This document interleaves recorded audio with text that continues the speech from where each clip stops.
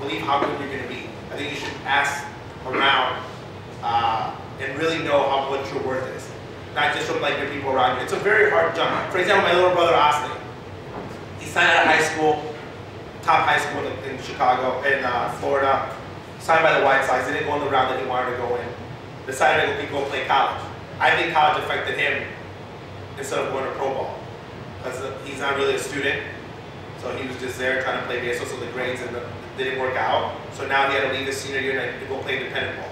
So you have to know like what you really want. It's not the correct answer for either or. Like for me, it was great that I went to college because I'd probably be unemployed, working, you know, groceries or something. But the fact that I got to use baseball to go play college allows me to today, you know, have multiple jobs in baseball. Let me be from the club I was attending to actually work in the front office. That's all because of school. Because if not, you know, I'd be a bad boy. I'd be a grown bad boy, which would be really weird. But now I get, with my education, I get to work, you know, for a great company and I have a future. So I'm all about education first. But if you're a pretty good baseball player, you should just sign and play pro ball. Just wanted to ask you what you found most challenging about broadcasting the game. Baseball? I think broadcasting baseball is easy and awesome. No, I think for me the biggest challenge was not being too big of a fan. Like the South Side, my hero, who I love to death, Hawk Harrelson. I love Hawk. One of my favorites, but the last couple of years is like, you know, he's become way too big of a fan. And I think that gives the fan a false hope because you're listening to the voice of the team. So when a guy comes up to hit and you say, this is going to be the next Derek Jeter, people are like, yeah, this is going to be the next Derek Jeter. If he's not, you have false expectations. That and not critiquing too much. Number one, my father, I don't want to rip him too much on the air, and other players. Because obviously, like the situation that happened in the North Side with Steve Stone, you're very close to the players. And there's a fine line of how much you should rip it to them or not, because a player can have an issue with you. So those are the two. And I was in a weird situation because I went from being friends to the broadcast. So I was trying to keep it even keel. That's why I think the perfect job always is to work for someone like ESPN, and you get to broadcast everyone. Because you can rip or praise any team you want. I think working for one team and one team only, you have your limitations. So you have to always be even keeled. That was my biggest challenge on the part.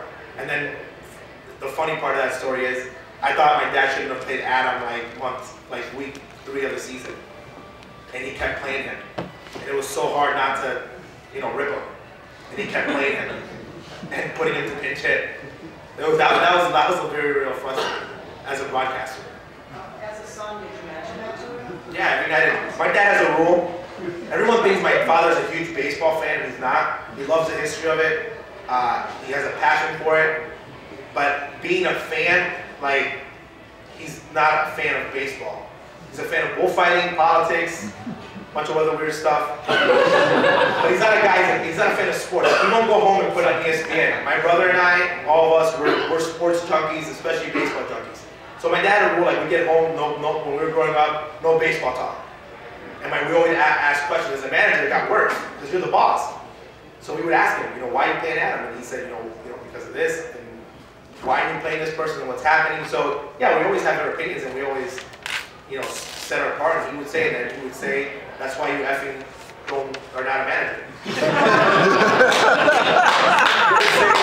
Where you watch the games, and I would say, the broadcast booth, he goes, yeah, the farther you get away from the dugout, the smarter you get. And it's true.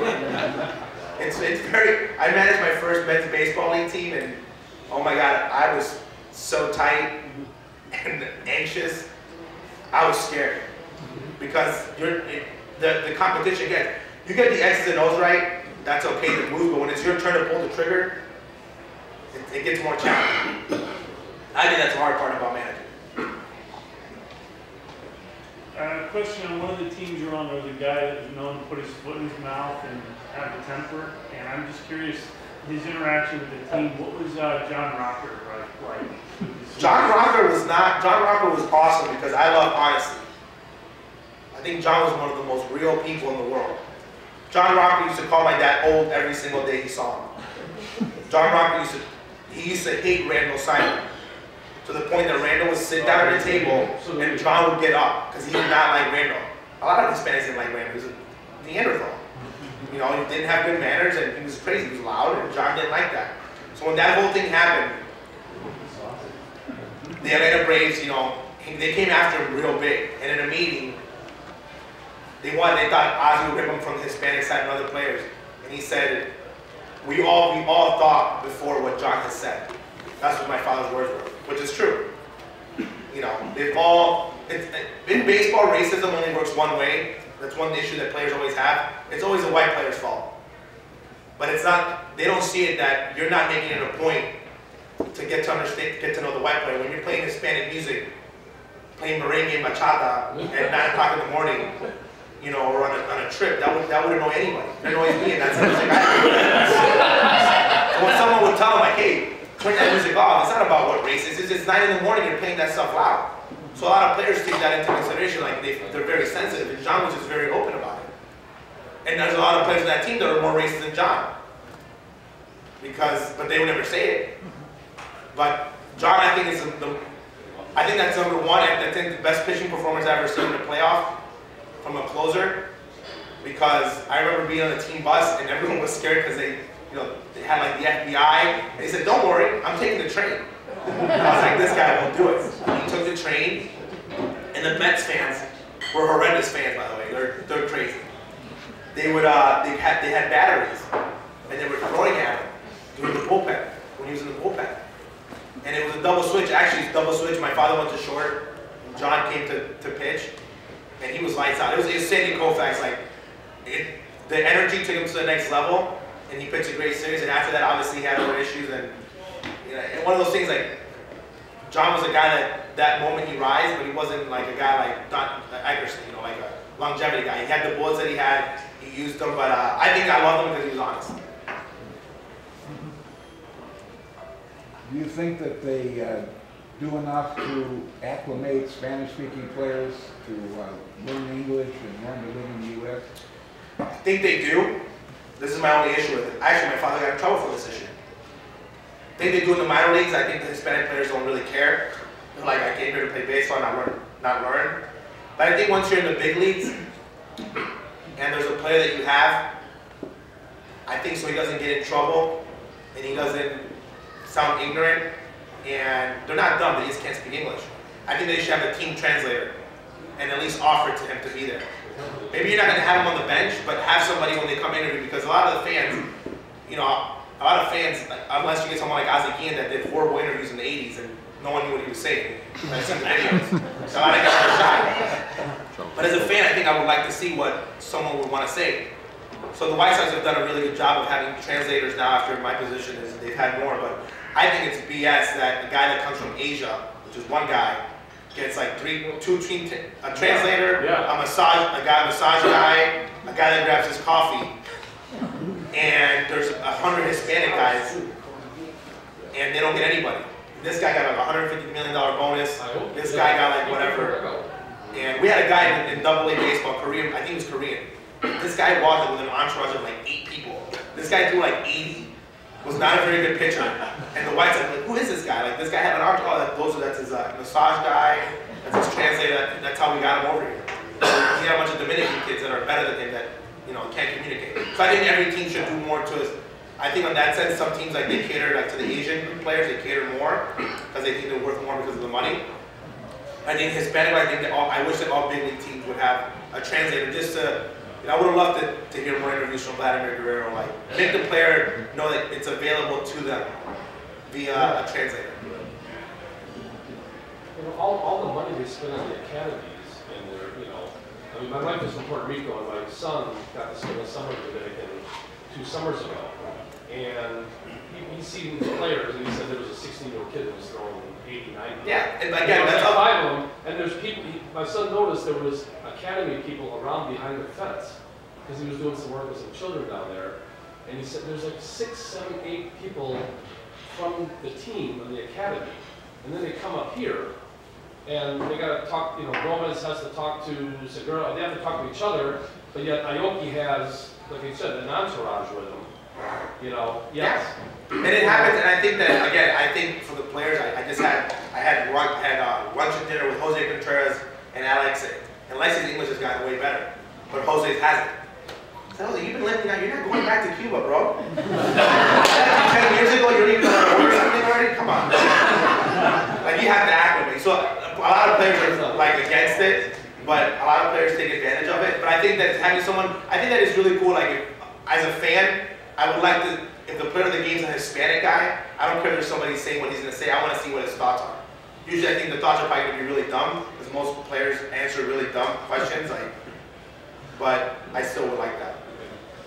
Why would the teams not do that? I mean, it seems like the player would be better on the field. Money, cost, why won't teams have a Hispanic coach? I think the manager should learn Spanish. My dad tried learning Japanese, that wasn't a very good thing. It depends. It depends though, like for example, I know that they're filming this, and Weiss is going to say, you know, here comes another D, and say it again. I said, as a fan, I would bring a Hispanic coach to that staff. Robin's white, the other guy, the bench coach, he's white. Everyone's white in that staff, meaning, okay, Harold's there, he's African American. They have so many Hispanic players, you need like, I call coaches like babysitters. You know, like when your mom comes in and like your boss, he rips you. Like, you know, you're doing this wrong. That's a manager's job. Then here comes the babysitter. And he pets you. It's okay, you're still great. You're still good, but oh, he's so mean to you. That's how baseball works. So not having someone there and having all the White Sox best players are all Hispanic. They were a couple years ago, now they're finally realizing it. The marketing department especially. The bobblehead girls, they're not too well with their non-players. They like guys, white guys better. But the best players on your team are Abreu, Alexei, Avisail Garcia, your top 3 hitters. Yeah. And they're going to probably be for a while. Hopefully, that's the plan. So having a guy there that's their guy, at least being able to communicate, I think as a Hispanic, you feel more comfortable. So I think every team, you should have a little bit of everything to be able to coach in your staff. I think that's a good team. When we watch a pitching coach, maybe a Japanese pitcher, pitching coach goes out there, white guy, you know, how does he communicate with those pitchers? I think Don Cooper is one of the best at doing that. He had, you know, Asian pitcher. He had a Hispanic guy. The Spanish is actually pretty good. You just learn how to talk. Everyone talks baseball terms. Most of the time when a pitching coach goes out there, they're not really saying anything to them. You just got to give a guy a breather and have him believe in himself. So I think the biggest challenge is for the catcher. You know, for someone like AJ, like, you know, you have to really try to communicate, because pitchers are their mind, and even in your own language, is being able to have that guy trust you. But yeah, I think managing a coach, I think it's almost. We had Juan Uribe. Shingo Takatsu was on the mound.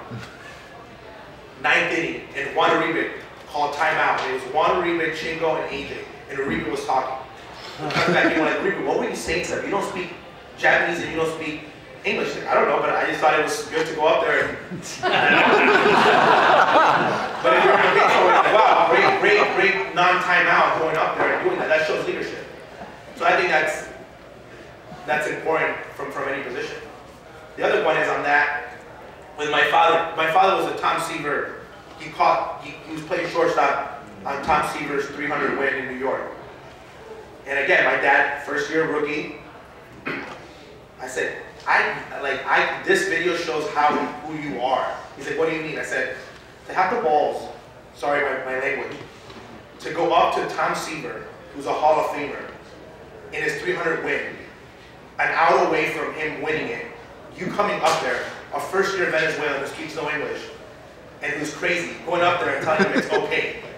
If I was Tom Seaver, I would have looked over and been like, what is your problem? Like, get out of here. But then the answer was, that's what leaders do. And him and Tom are good friends to this day. But that shows you that it wasn't, he didn't become a leader like later on. Like at 19 years old, 20 years old, however old he was, he went up to Tom Seaver and he wasn't scared of doing that. And I think that's very important to see when you're scouting. I wish I would see more of that in the Cup shortstop, certainly. Do you think people are getting caught up, the generation coming up are getting caught up too much in this travel ball where it's costing parents an arm and a leg to do all this stuff? And I've been told that from former major league ball players they're better off putting the money in the bank and have it for the kids when they're done in high school. Money in the bank for the future. Most likely your kid's not going to be a baseball player. Yeah.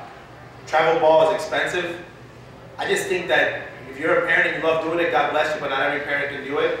I just feel bad when kids think that if they don't play travel ball, they can't make it. Right. That has nothing to do with it. You know, we had a guy, Sweeney, with the White Sox. He played like 17 games in high school. He lived in some small town. This guy was a stud. Scouts are everywhere. That's the only great thing about baseball today. Back in the day, there was one scout for 300 players. Now there's 300 scouts for one player. So they're gonna find you. So if you play Little League, which I think that's why Little League World Series is one of my favorite things. It's one of those old things that has kept the game pure. Now Cal Ripken's got a World Series, and that's great. Everyone's got their own tournament, but still having that one and playing with like the original rules, that's awesome. I see so much pressure, and especially in South America. Like even when I was growing up, the only reason I got into basketball and soccer more was because in Venezuela I didn't play. I was a utility guy at age 9. At age 9, I'm a utility guy already. Yeah, my dad said, you're done playing here. And out of that team, there's 2 big leaguers, Navarro Jr. and Mijares. And Mijares wouldn't make the team because he was fat and a lefty, so all he would do was pitch. So me coming here, being able to play Little League and doing all that, because in South America, that's something that you don't enjoy the game. So you're like 10 years old and you're like a backup player. Like, who wants to do that? Like, who wants to? And I think baseball teaches you a lot more in life than it does just about playing baseball. I think that's what sports are meant to do, to teach you, like, winning, losing, frustrations. I don't like this kid. My dad's annoying. That's what it teaches you, I think, in life. I was going to say, the kid I coached, when he was 13, 14, Kevin James, my wife was training the area here. He was a good kid, but he played in the high school team, but for like 13, 14-year-olds,